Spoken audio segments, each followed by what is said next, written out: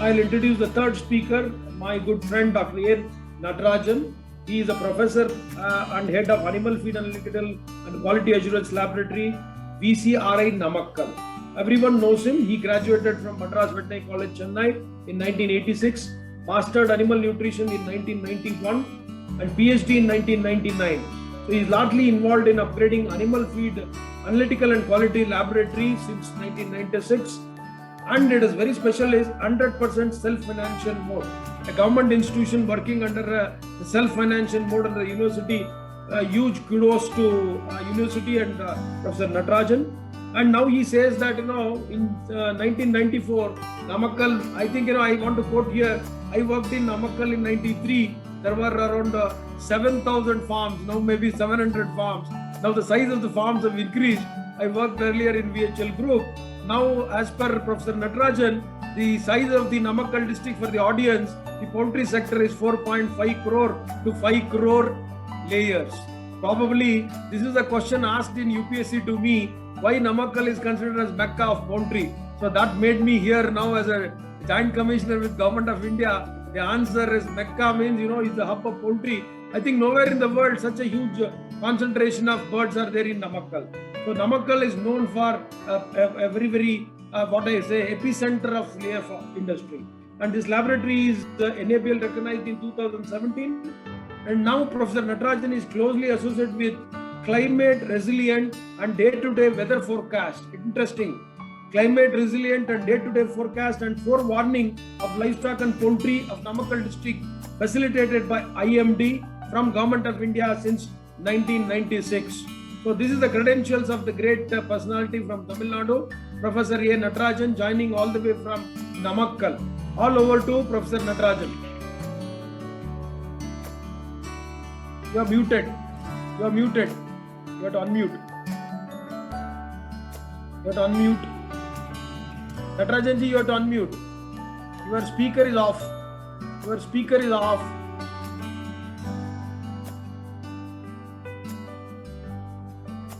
Your microphone, Dr. Natarajan.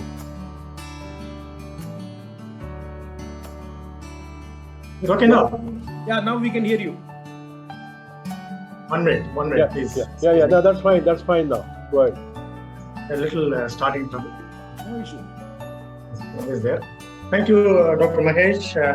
It's a great privilege to have a wonderful meeting today as a panelist on layer nutrition. As you very well said, that Namakkal has been hub of layer nutrition here since 4 decades.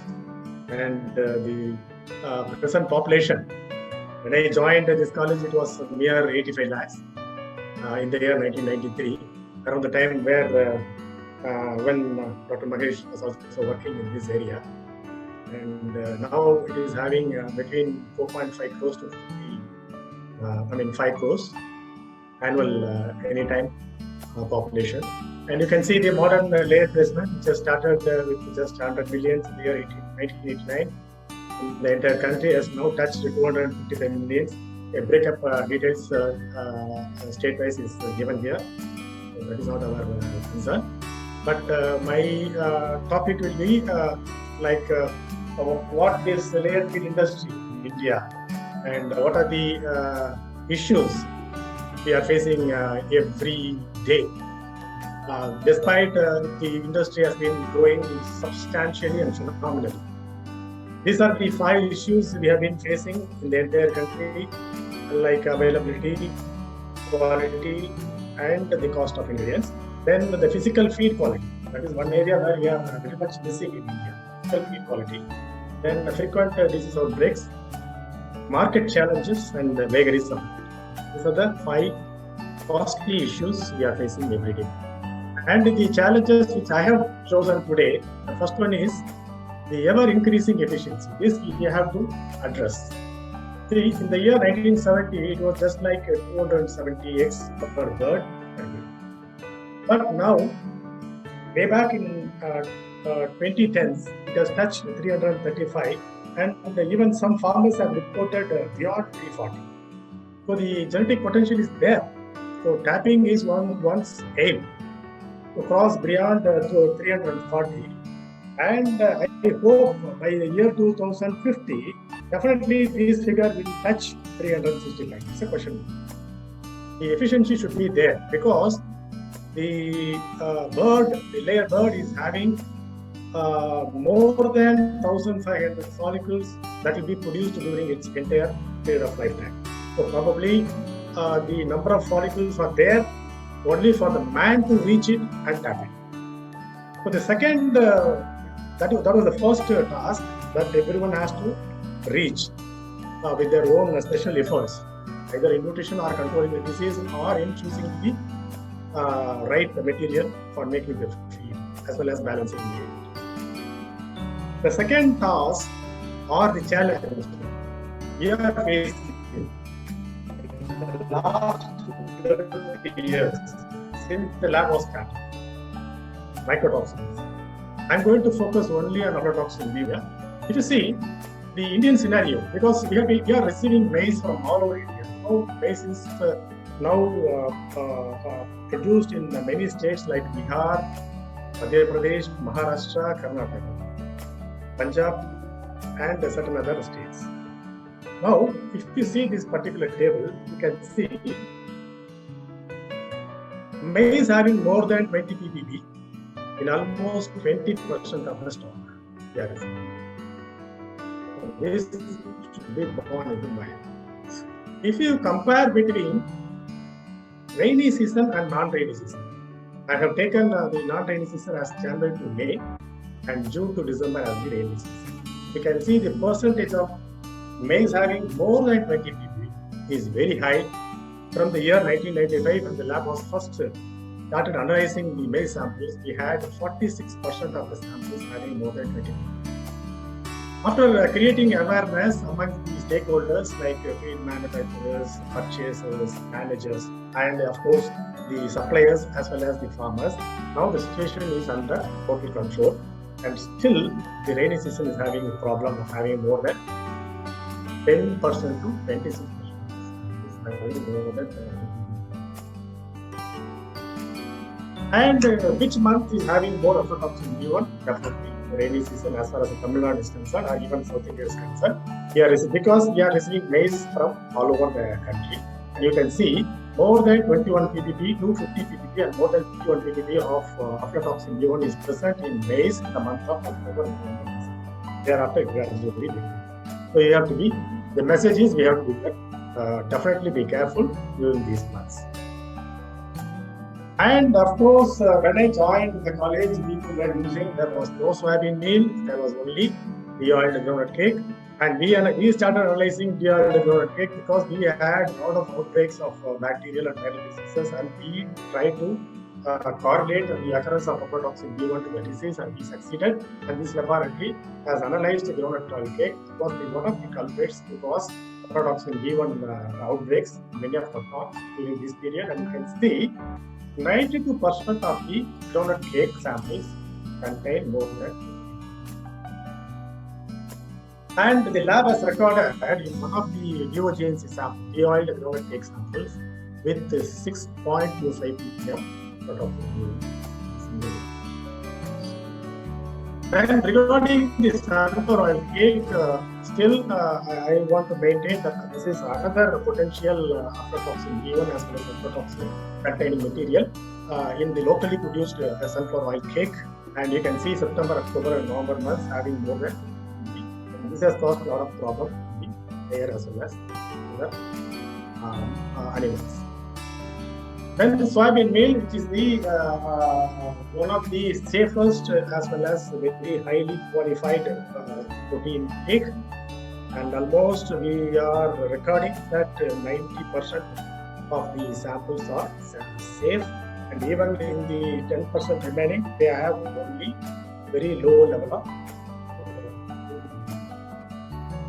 And regarding the feed situation, we have recorded more number of aflatoxin containing more than 20 ppb in rainy season, and totally in the year only 17% is free from aflatoxin B1, that is negative, and 3/4 of the compounded feeds examined by this laboratory have been found to be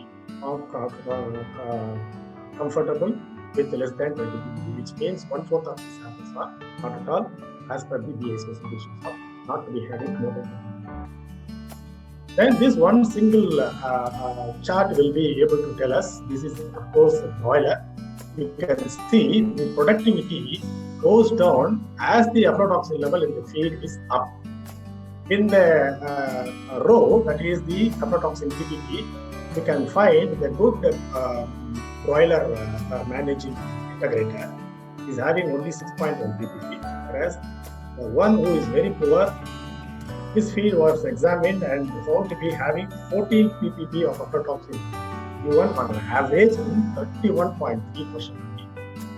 So this very clearly says that any level of aflatoxin given beyond 5 ppb in broiler will be having its own problem in terms of anything like FCR or the Lewis conditions.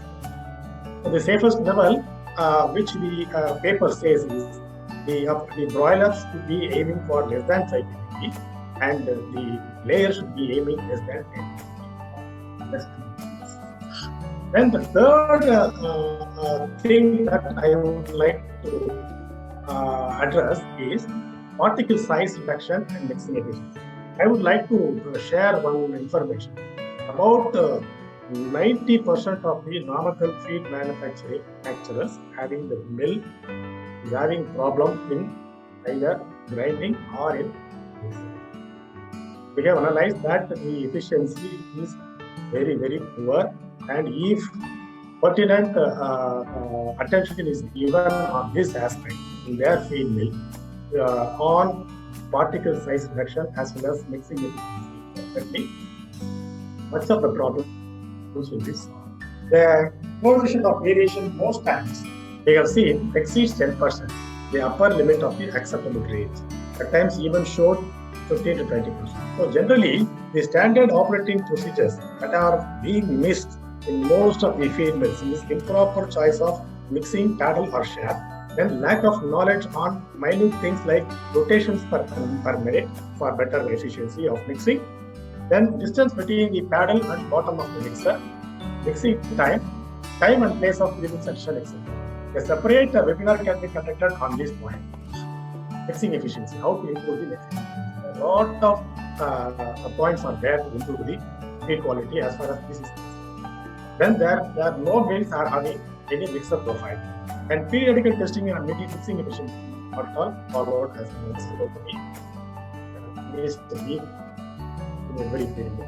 Because the following 3 or 4 slides will definitely tell us, because of this problem, poor mixing efficiency, we have landed up very frequently with underweighing layers when the growers are shifted from the grower to layer.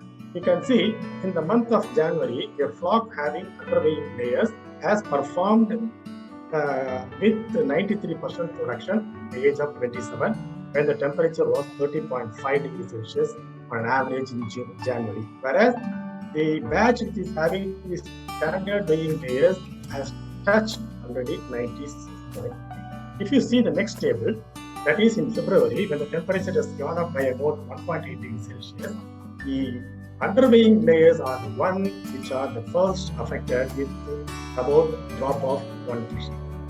Whereas the standard weighing layers are the least affected, and they are showing only 0.5 to 0.7%.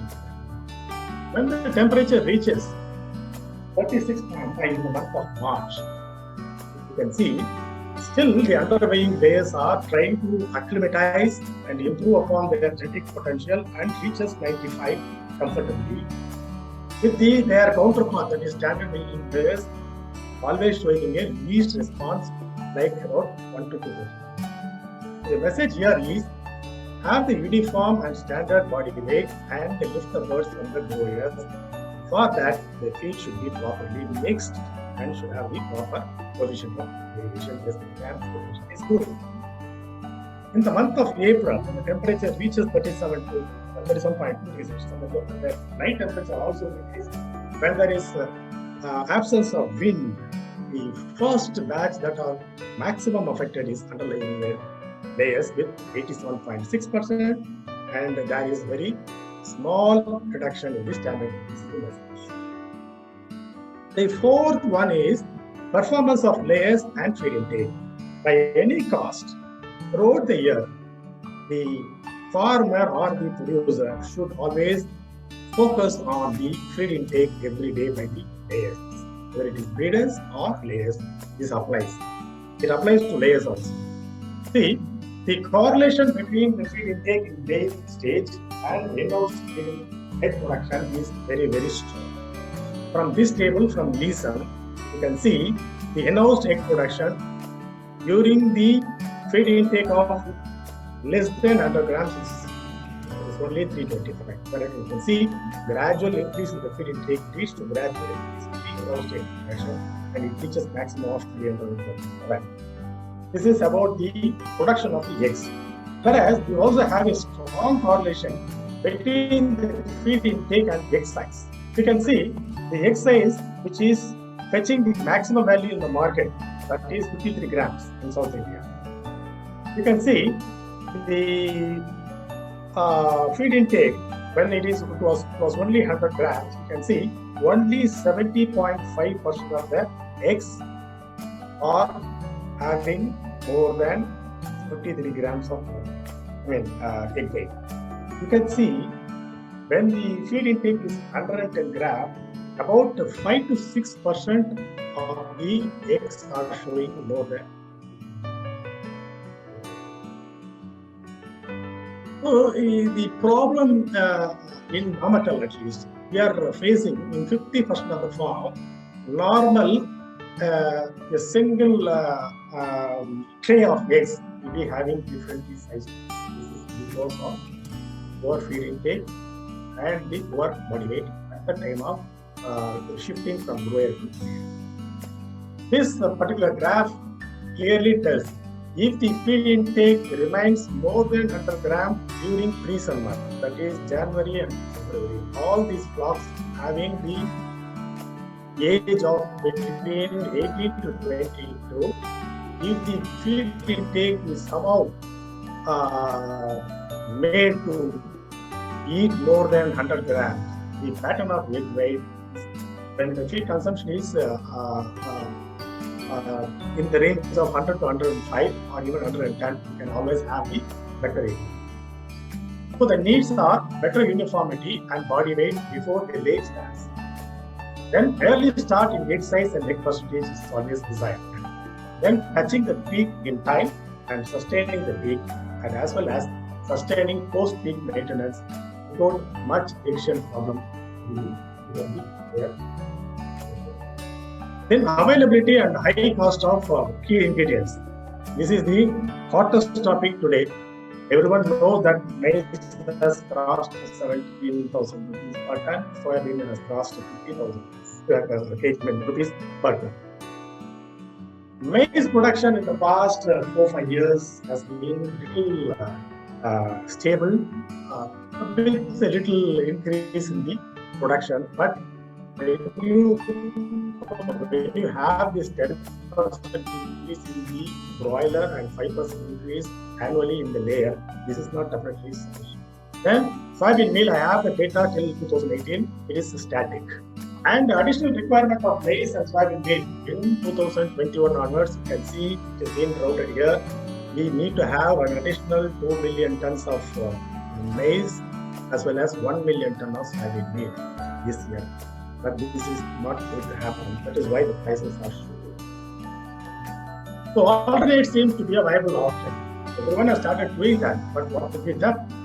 As far as the maize is concerned, wheat, rice, bajra, and jowar are